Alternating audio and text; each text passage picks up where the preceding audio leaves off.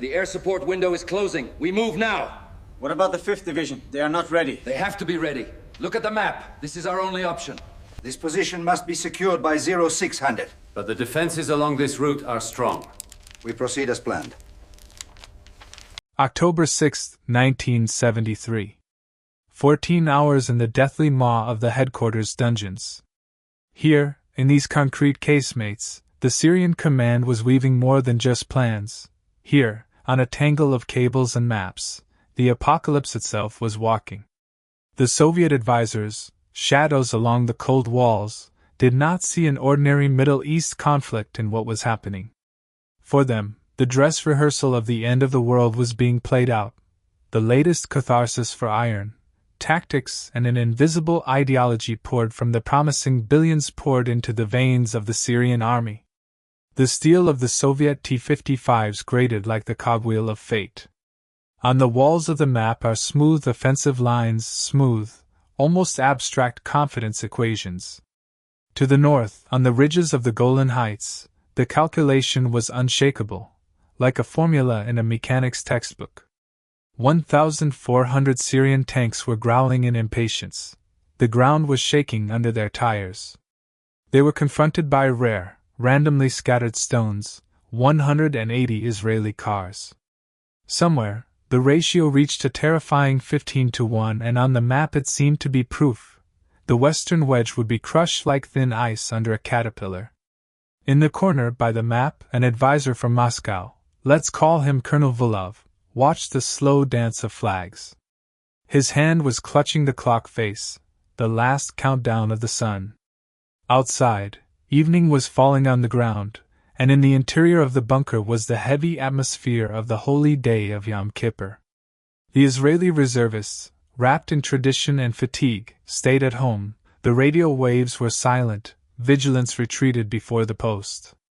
According to calculations by Moscow's military computers, Syria's steel wave was supposed to hit the Golan Heights and roll almost to the Jordanian shores in a day. There was not a single variable that they did not take into account.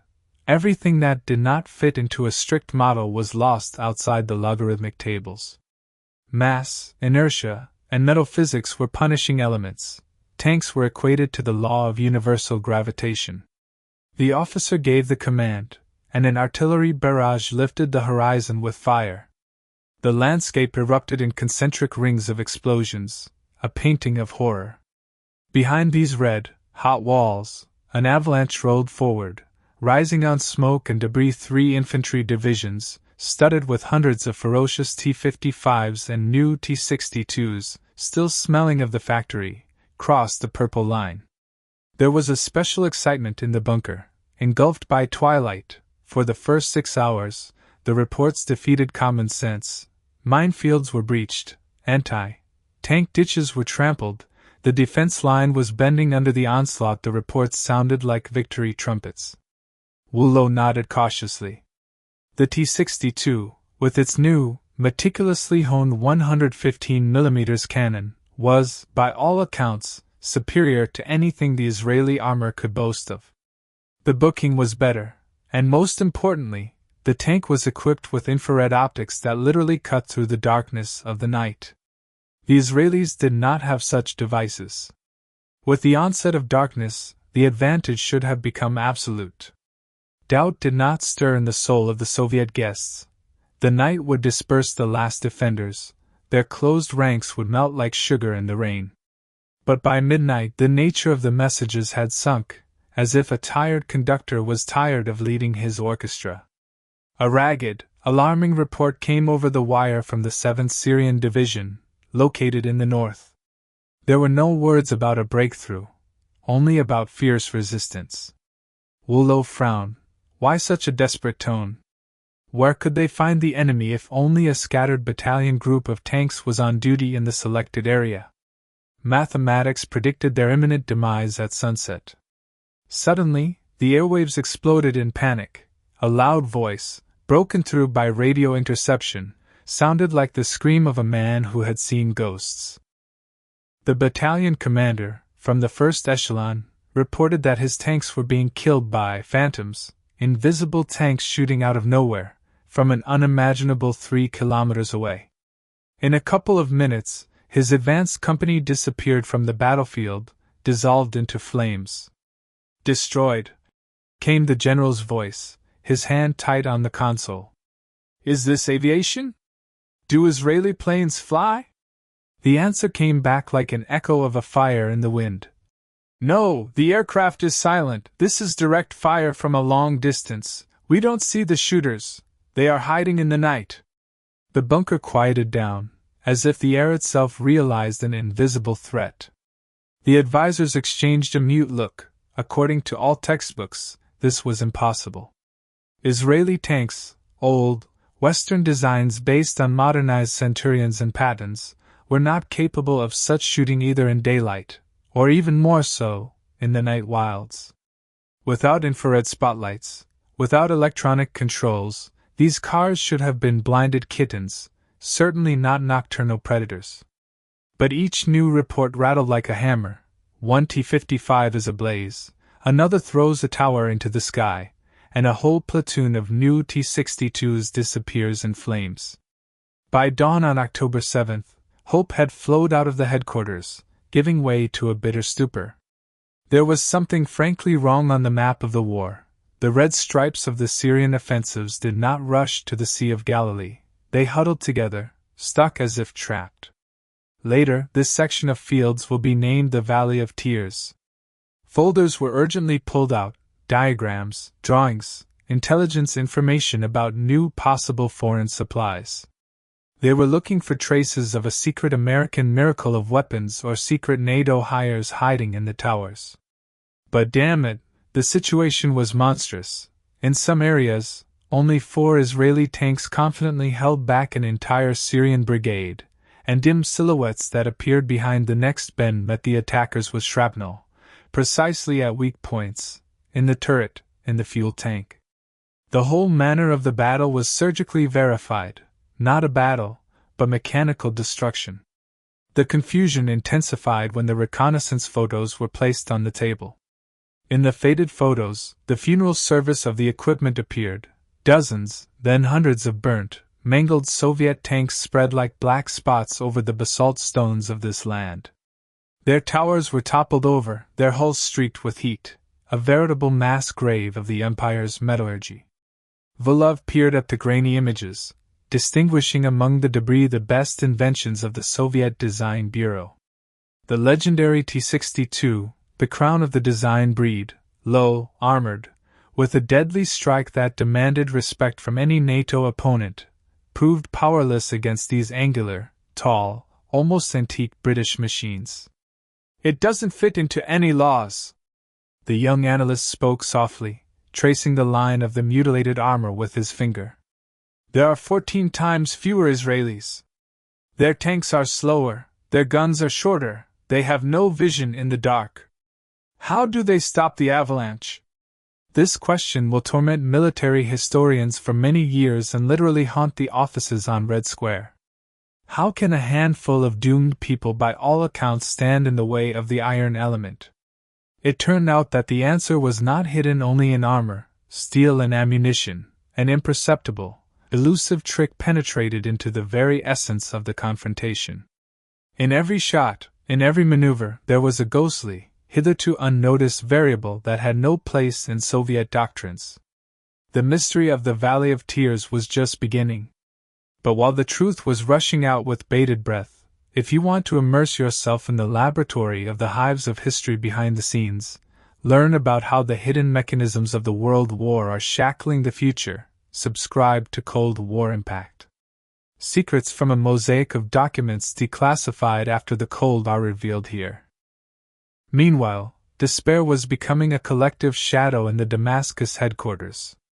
The enraged generals branded the tankers cowards, and the tankers angrily stamped on the commanders, accusing them of being trapped. Only the Soviet instructors knew the truth. The Syrian crews were not cowards. They heroically, suicidally climbed under a barrage of fire, dying by the dozens in the name of invisible arithmetic. The real reason for the nightmare lay deeper. By noon on October 7th, a brilliant find had arrived, an anti-tank tractor, successfully thrown onto the field, managed to drag away a damaged Israeli tank before retreating under a barrage of shelling. Upon inspection, the technician noticed it seemed to be an ordinary Centurion, but with a heavily modified gun, alien elements on the engine compartment, strange, jagged plates on the armor, suspicious boxes and racks on the sides. Without delay, Volov ordered a group of engineers to be sent to the front. We need to see this monster with our own eyes. If the massacre on the battlefield is caused by an unknown American miracle, their duty is to get to the bottom of it before all offensive power collapses. From afar, a wave of artillery booms rocked again. It became clear that the Israelis were not just holding back the onslaught, but intended to counterattack under the ashes of volcanic rocks. The Soviet doctrine always relied on the masses, on arithmetic indifference. Quantity is also quality. But in the Golan dust, the law was deceived. The Soviet curators are about to enter the crime zone, where their own theory will become the victim, and the killer will be ghosts and armored boxes connected by British fiction and American schemes. October 8, 1973. The Northern Front Line. Colonel Volov goes out to the cliff, where the wind, carrying the bitter aroma of burnt diesel fuel and hot metal dust, licks his face with an icy whisper. He was no longer in the comfortable abstraction of the Damascus bunker. He was a few kilometers from the front line at a chaotic staging area where the remnants of the Syrian 7th Infantry Division were trying to regroup. What he saw defied the laws of military science. The Syrian army was equipped with the T-55 and T-62 tanks. These were low-slung aggressive machines designed to present the smallest possible target to the enemy. They were the embodiment of the Soviet philosophy. Hard to hit, harder to kill. In contrast, the British-made Centurion, the tank the Israelis were using, was a dinosaur. It was tall, boxy, and flat-sided. It should have been a magnet for armor-piercing rounds. Volov grabbed a terrified Syrian tank commander, a lieutenant who had just walked back from the front line on foot, his face black with soot. "Tell me what you saw," Volov demanded through a translator. "How are they hitting you? You have the night vision. You have the numbers." The lieutenant's eyes were wide, staring at something Volov couldn't see. "We don't see them until we burn," he whispered. "We turn on the infrared searchlights to find a target. We scan the darkness. We see nothing, but the moment we turn on the light, a shell hits us. It is as if the light attracts the bullet." Volov cursed. The T-62 tanks utilized active infrared. To see in the dark, they had to project a beam of infrared light, invisible to the naked eye, but visible to anyone with a viewing device. But the Israelis didn't have infrared viewers. Intelligence was certain of this. So, how were the Israelis targeting a T-62 tank the instant it turned on its spotlight? It was as if the Israelis could see the invisible beam. The mystery deepened when Volov examined the damage on a T-55 tank that had been towed back to the rear. The entry hole was small, clean, and terrifyingly precise. It wasn't a random hit. The shell had pierced the turret ring, the chaotic moving joint between the body and the gun. "He was moving," the mechanic explained, gesturing to the ruined tank. "This tank was moving at 30 km/h over rocks, and he was hit in the turret ring. To make that shot, the Israeli gunner would have to calculate the lead, the drop, and the bounce of his own tank perfectly in a split second." Volkov ran his hand over the cold steel. The Soviet doctrine relied on the stop-to-fire method. To shoot accurately, a T-55 tank usually had to halt. This made them vulnerable. But the reports claimed the Israelis were firing while maneuvering or firing from positions that seemed geometrically impossible. The terrain of the Golan is not a flat plain. It is a nightmare of volcanic ridges, sudden drops, and basalt boulders. It is tank-killing country. The Soviet advisors had warned the Syrians that this terrain favored the defender, but they had calculated that the T-62 tank's superior power-to-weight ratio would allow them to swarm the obstacles. Instead, the terrain had become a weapon. Reports were coming in of pop-up attacks. A Syrian column would be advancing through a wadi, a dry riverbed. Suddenly, the turret of an Israeli tank would appear over the crest of a ridge, fire a shot that destroyed the lead tank, and then vanish backward before the Syrians could return fire. It is like fighting ghosts. The Syrian general complained, slamming his fist on the hood of a jeep. Our guns cannot elevate enough to hit them on the high ridges, and they cannot depress enough to hit them when we are above them. They are dancing around us. Volov looked at the map again. The Valley of Tears. That's what the soldiers were calling the breakthrough sector. Now, in a space of just a few kilometers, hundreds of Syrian tanks were burning. The smoke was so thick it was creating an artificial twilight.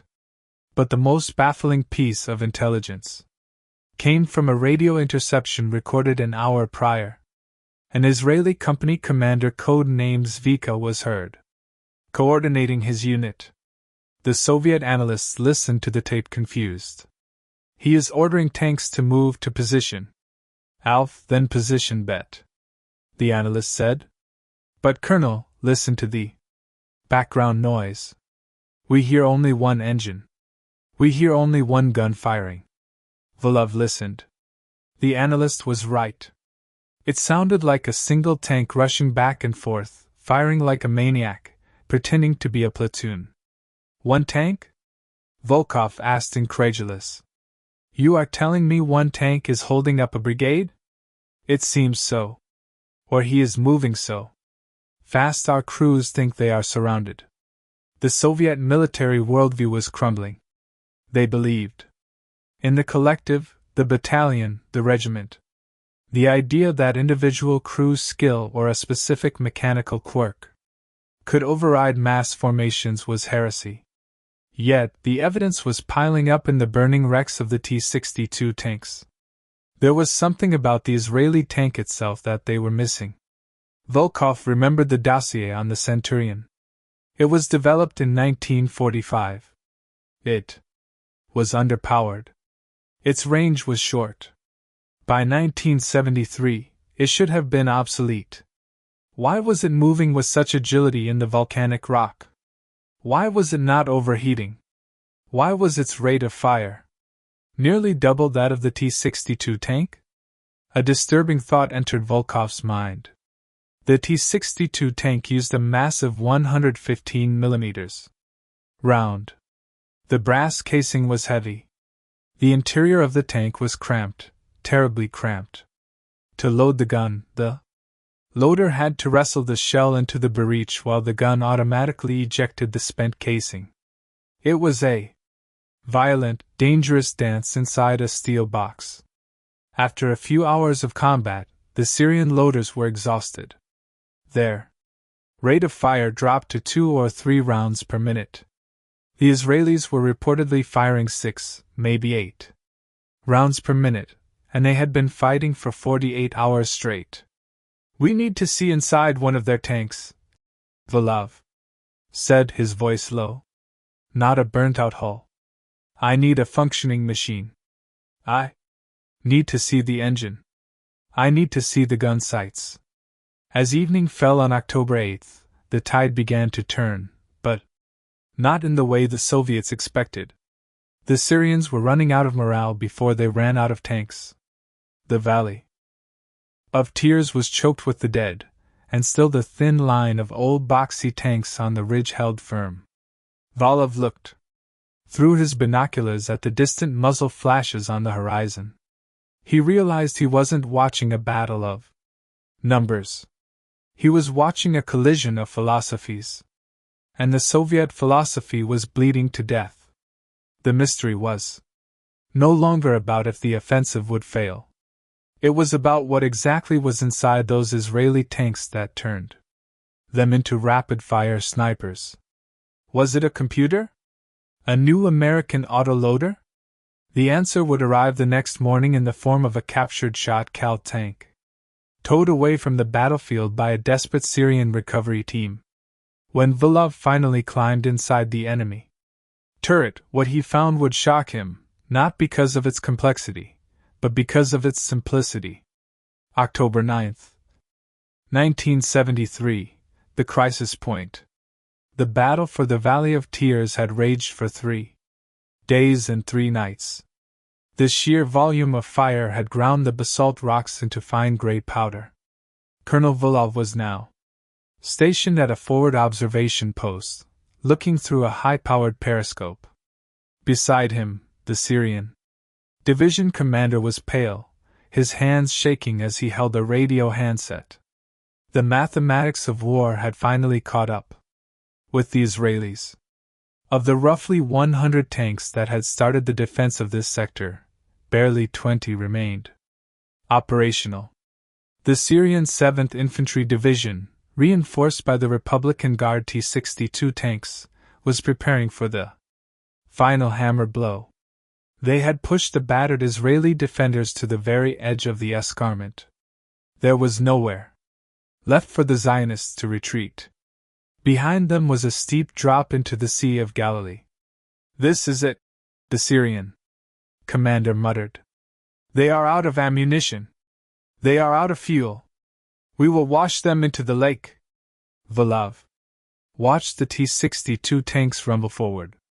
It was a magnificent sight, a wave of armor advancing up the slope. But as he watched, he noticed something peculiar, a geometric anomaly that made his stomach turn. The Syrian tanks were attacking uphill. To engage the Israeli tanks dug in on the ridge, the T-62 gunners had to elevate their massive 115 guns. But as they crested the steep lava ridges, they encountered a fatal flaw in Soviet design engineering, one that had never appeared on the flat testing grounds of Russia or the deserts of Egypt. To keep the T-62 tank low and difficult to hit, Soviet engineers had flattened the turret. This meant there was very little room inside for the breech of the gun to move up and down. Consequently, the T-62 tank had a terrible gun depression. It could barely aim downward. Volov watched in horror as a company of T-62 tanks crested a ridge. They were now face to face with the surviving Israeli Centurions hidden in the rocks below them. The Syrian gunners frantically tried to crank their guns down to shoot the enemy, but the barrels hit the mechanical stops. They were pointing uselessly over the heads of the Israeli tanks. The Syrian tanks were exposed, silhouetted against the sky, unable to bring their weapons to bear. Conversely, the obsolete Israeli tanks displayed a terrifying flexibility. Their tall, boxy turrets allowed their guns to tilt far downward 10 degrees of depression compared to the meager 4 or 5 degrees of the Soviet tanks. The Israelis could hide their entire hull behind a rock, tip their gun barrel over the edge, and fire into the exposed bellies of the Syrian tanks as they crested the hill. "They are shooting us from the ground up," the Syrian commander screamed. It was a massacre of geometry. The superior Soviet tank was blind to what was right in front of it. But even with this tactical advantage, the sheer numbers were overwhelming. The Israelis were down to 6 or 7 tanks in the central sector. The Syrian force still numbered in the hundreds. Then the twist occurred, the moment that is studied in every war college from West Point to Moscow. Just as the Syrian forces were about to overrun the final ridge, a victory that was minutes away, the Israeli commander, Lieutenant Colonel Avagdor Kahalani, did the unthinkable. Instead of retreating or digging in for a final stand, he ordered his handful of surviving tanks to charge. "Charge?" Volov whispered, watching the dust clouds. "He is attacking a division with a platoon." It was a bluff of historic proportions. The surviving Israeli tanks surged forward, firing their machine guns and cannons frantically. To the exhausted, terrified Syrian crews who had seen hundreds of their comrades burn over the last 3 days, this didn't look like a desperate last stand. It looked like a fresh counterattack. The Syrian nerve broke, convinced that fresh Israeli reserves had arrived, which they had not, and unable to effectively target the Golan tanks due to the elevation issues. The Syrian lead elements began to reverse. The reverse turned into a retreat. The retreat turned into a rout. Volkov slammed his fist against the bunker wall. Stop them. They have nothing left. You are winning. But it was too late. The wall of steel was receding. 1,400 tanks had been stopped by a force that by all rights should have been dead 2 days ago. Later that afternoon, the battlefield fell into an eerie silence. The Valley of Tears was a smoking ruin. The immediate threat was over, but for Volkov and the Soviet technical team, the real work was just beginning. They had to understand the machine that had beaten them. The recovery team had finally dragged the captured Israeli tank, the one Volkov had requested, into a secure garage behind Syrian lines. It was a Sho't, the Israeli name for the upgraded Centurion. Volkov circled the beast. It looked battered. The paint was scorched. But as he climbed onto the engine deck, he realized the Western tank was a lie. This wasn't the British tank they knew from World War II. Open the engine bay, Volkov ordered. The mechanics unlatched the heavy steel covers. Volkov expected to see the erratic, flammable Meteor petrol engine that the British had originally installed. An engine known for catching fire if you looked at it wrong. Instead, he stared at a massive air-cooled American monster. It's a diesel, the chief mechanic said, wiping grease from his hands. A Teledyne Continental APDS. American-made. Volkov realized instantly why the Israeli tanks hadn't burned as easily as the T-55 tanks. Diesel fuel is much harder to ignite than petrol. The Israelis had taken a British chassis and transplanted an American heart into it. And the transmission? Volkov asked. Allison CD850. Automatic like a luxury car. Volkov felt a chill. The Soviet T-55 and T-62 tanks required brute strength to drive. The drivers had to hammer the gears with a sledgehammer. Sometimes they were exhausted after 2 hours. The Israeli drivers with this American automatic transmission could drive for 24 hours with one hand on the yoke. They weren't just fighting better, they were fresher. But the engine was just the beginning. Volkov climbed into the turret. This was where the true secret lay. The thing that allowed a single tank to destroy a platoon in minutes. He squeezed into the commander's seat and looked at the breech of the gun. It wasn't the gun itself that shocked him. It was what was missing. Where is the computer? Volkov asked. Where is the autoloader? There was none. It was primitive. Manual cranks, a human loader. How? Volkov whispered. How did they shoot? Faster than our autoloader? He looked at the floor of the turret. It was covered in spent brass casings. He looked at the layout of the ammunition racks. And then he saw the modification that changed everything. The Israelis hadn't added technology. They had removed it. They had stripped the tank down to maximize the one thing the Soviets had neglected: the human factor. The shock was waiting for him in the gunner's sight. He put his eye to the rubber eyepiece. What he saw through the glass would explain why the Syrians felt they were fighting ghosts in the dark. It wasn't magic. It was a piece of stolen technology that the Soviets had been warned about, but had arrogantly dismissed. October 10, 1973. Behind Syrian lines, Colonel Volov pressed his eye against the rubber rim of the Israeli gunner's sight. He expected to see a sophisticated electronic computer display, something that would explain the supernatural accuracy of the Zionist fire. He expected glowing red reticles, digital rangefinders, or perhaps a thermal overlay technology that the KGB rumors said the Americans were testing in Nevada. Instead, he saw a piece of glass. It was shocking in its banality. The sight picture was clear, incredibly clear, but it was analog. There were no dancing lights, just a simple statometric rangefinder, a set of lines used to estimate distance based on the size of the target. It was almost identical to the sights used in World War II. Volkov pulled back confused. "This is it?" he asked the Syrian engineer. "This is the ghost technology. It is a telescope." "Look closer, Colonel," the engineer said, pointing to the ammunition rack next to the loader station. "It is not how they see, it is what they throw." Volov moved to the ammo rack. He pulled out a heavy, sleek projectile. It didn't look like the explosive shells the Soviet tanks fired.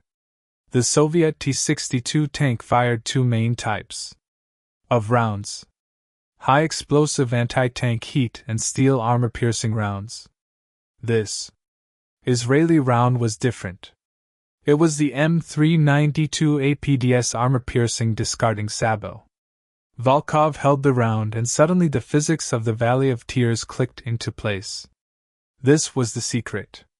This was the killer. The Soviet doctrine relied on the concept of slope.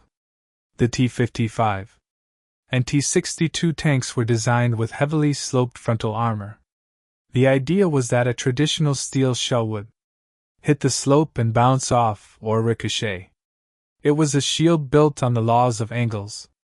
But the APDS round in Volov's hand was a cheat code against physics.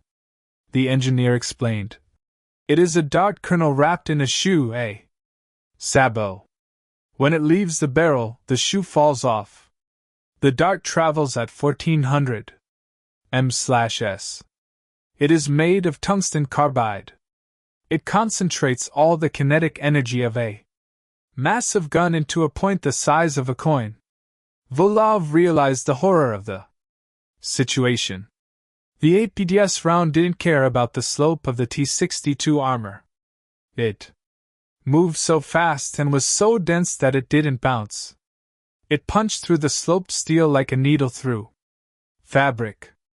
The invincible frontal armor of the T-62, which gave the Syrian crew so much confidence, was paper to this weapon. And the gun that fired it. Volov looked at the breech again. Stamped into the metal was the designation Royal Ordnance L7. This was the twist that made Volov's blood run cold. The L7 gun wasn't American. It was British, and it had been born from a Soviet mistake. Years ago.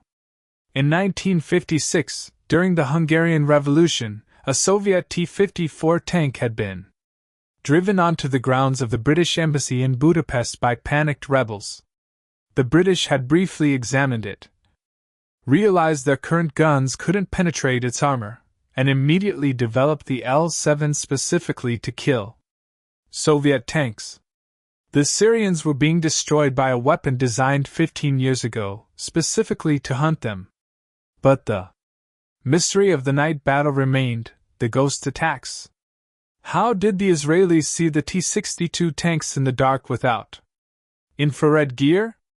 Volov climbed out of the turret and walked to the front of the captured tank. He looked for the infrared searchlight. There wasn't one. Instead, mounted above the main gun was a massive boxy xenon searchlight. "They have white light," Volkov noted. "Visible light. If they turn this on, they reveal their position to the whole world. It is suicide. They didn't use the lights." "Colonel," a survivor from the 7th Division spoke up. He was a platoon commander, bandaged and smoking a cigarette nearby. They used our lights. Volov froze. Explain. We were taught to use the active infrared, the commander said bitterly. We turn on the IR spotlight. We look through our scope. We see the world in green. But the beam is a flashlight. Volov understood instantly. The Soviet active IR technology was a trap. To see, the Syrian tank had to project a beam of infrared light. To the human eye it is invisible. But to anyone with a basic passive night viewer or even just looking closely at the source, the emitter glows a dull, angry red. And worse, when dozens of Syrian tanks turned on their IR beams in the dusty, smoky air of the Golan, the beams crossed. They illuminated the dust. They created a silhouette effect. The Israelis sitting in the dark didn't need to see the tanks. They just aimed at the source of the invisible beams. Every time a Syrian tank commander turned on his advanced night vision to find a target, he was essentially lighting a flare over his own head that said, "I am here." The Israelis were firing at the flashlights. Volkov returned to the bunker to draft his preliminary report for Moscow. The conclusion he was writing was heresy. It contradicted everything the Communist Party taught about war. The Soviet philosophy of tank design was collectivist. The tank was a consumable asset. It was made to be small, hard to hit, and cheap to produce in massive numbers. The crew was secondary. The T-62 tank was cramped. The loader had to work in a space the size of a closet, lifting heavy shells while the gun breech recoiled inches from his chest. It was hot, loud, and terrifying. After 3 hours in a T-62 tank, a crew was physically broken. Their reaction times slowed. Their loading speed dropped to 2 rounds per minute. The Western philosophy embodied in the show was individualist. The tank was huge. It was a barn, but inside it was an office. Volov wrote furiously. The enemy tank is inferior in armored protection. It is inferior in top speed. It is a larger target.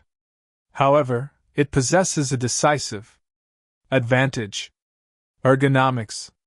The Israeli loaders standing on a flat turntable floor in a high-roof turret could grab rounds easily. They weren't fighting the machine. The machine was working for them. This explained the rate of fire. While the Syrian loader was struggling to align a shell and a bouncing, cramped T-62, the Israeli loader had already fired 2 rounds. In the Valley of Tears, where the range was short and the targets were many, rate of fire was the only metric that mattered. The Israelis were putting 3 times more metal in the air than the Syrians. 100 tanks firing at 10 rounds per minute is equal to 300 tanks firing at 3 rounds per minute. The math balanced out not because of the number of tanks, but because of the number of shells downrange. There was one final detail Volkov included in his report, a detail that would eventually lead to the development of the T-72 and T-80 tanks. During the interrogation of the captured tank, the mechanics found a specific handle near the commander's seat, the commander's override. In a Soviet tank, the commander commands, the gunner shoots. If the commander sees a target, he has to yell at the gunner, "Target left. Travis left." The gunner then has to find it, aim, and fire. This loop takes seconds, crucial, fatal seconds. In the Centurion, the commander had a joystick. If he saw a threat, he could grab the stick, override the gunner, swing the turret himself, and put the gun on target. He could practically lay the gun for the gunner. Hunter-killer capability. Volov wrote. The Israeli commander searches for the next target, while the gunner kills the current one. They are processing the battlefield. Twice as fast as our crews. As the war drew to a close in late October 1973, the Valley of Tears remained in Israeli hands. The Syrian army had lost over 1,000 tanks in that sector alone. The Israeli 7th Armored Brigade had been reduced to a handful of operational vehicles, but they had held the line. Valov's report was sent to Moscow. It caused a storm in the Kremlin. The T-62 tank, the pride of the Red Army, the tank that was supposed to rush to the English Channel in a week, had been stopped by a 1942 British chassis with a new engine. The shock wasn't that the Soviet tanks were bad. It was that they were designed for the wrong kind of war. They were designed for a massive rolling offensive across the flat plains of Europe supported by nuclear weapons. They were not designed for a chaotic hollow knife fight in volcanic rocks where individual crew skill and gun depression meant more than frontal armor thickness. The mystery of the 100 stopping the 1,400 wasn't a miracle. It was a triumph of systems integration. The Israelis had taken a tank, upgraded the engine to keep the crew fresh, upgraded the gun to penetrate anything, and trained their crews to exploit the terrain. The Soviets had focused on the hard stats: armor thickness, gun caliber, top speed. The West had won on the soft stats: depression angle, crew comfort, rate of fire, and optical clarity. Years later, military historians would look at the Golan Heights as the graveyard of the quantity over quality doctrine. The sight of hundreds of T-62 tanks burning in the valley proved that in modern warfare, being seen first and shooting first matters more than how many friends you brought to the fight. The Soviet advisors left Damascus quietly. They left behind a broken army and a shattered reputation. But they took with them the lessons that would build the next generation of warfare. They realize that you cannot automate victory. You still need a human in the loop, and that human needs room to breathe. A gun that can depress and a shell that doesn't bounce. In the end, the Valley of Tears was saved not by a secret laser or a hidden missile, but by a tungsten dart and a diesel engine. The logic of the battlefield is cruel. It does not respect the price tag of the tank. It respects only the crew that remains. Effective when the world is burning around.